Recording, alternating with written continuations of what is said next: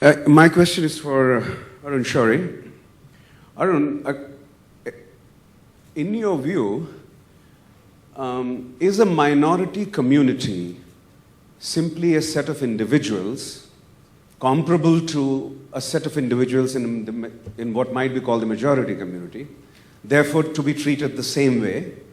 Or is there something special about being a minority individual? And therefore, that the minorityness, as it were, of that community requires special consideration. So I have long believed and written that the individual must be the unit of state policy.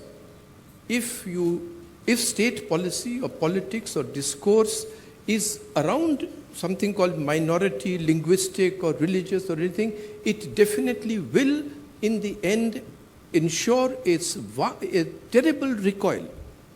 And in India, we go through this pendulum from time to time, and it is best that the state policies are organized around individuals. You must give the individual the best thing, whether it is Hindu, Muslim, Sikh, anybody.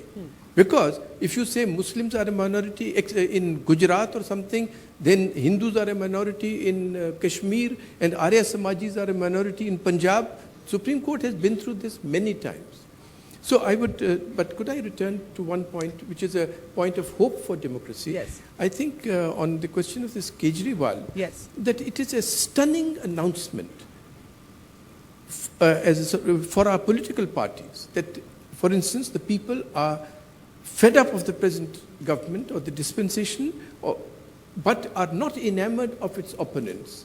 And therefore, it will, in the first instance, have a good effect that everybody will be forced to field better candidates. That's the only way for them.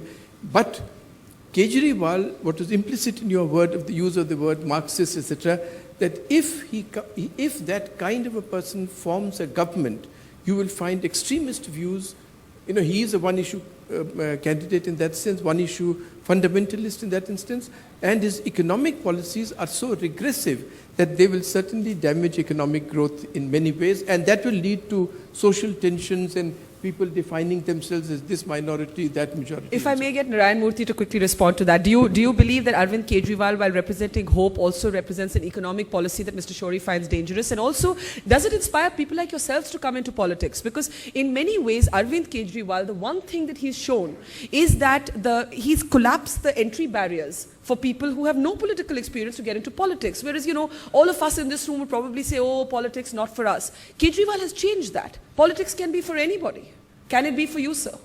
Well, I would like to transcend that question and answer the earlier question that you asked, which I think is more important, and that is, what should be the economic ism that we have to follow if we have to fulfill the dreams of the founding fathers of this nation? And I believe, frankly, we have to accept and practice what I term compassionate capitalism, which is capitalism, the good things of capitalism combined with the good things of socialism. That is, insofar as encouraging businesses to grow fast, insofar as encouraging economy to grow fast, we have to have capitalistic principles. Insofar as spending the tax money for the good of the people, for the good of the poor, for making sure that the poorest child in the remotest corner of the country has decent access to education, healthcare, nutrition, and shelter, I think we'll have to practice socialism. This requires absolutely frictionless policies for business, efficient tax collection, and efficient use of that tax money. If we can do these three things, Barka, let me tell you, the rest will become meaningless. What ism you want and all of that. So what does Mr. Kejriwal represent to you?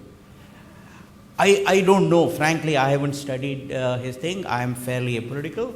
All that I can say is that what Kejriwal has brought to the table is what he said. One, he has demonstrated that if you have a few powerful messages, you can win elections spending very little money.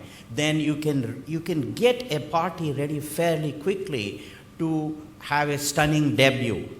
And third, I think he has given hope and confidence to a lot of people in various cities in the country to say we too can participate in our political process.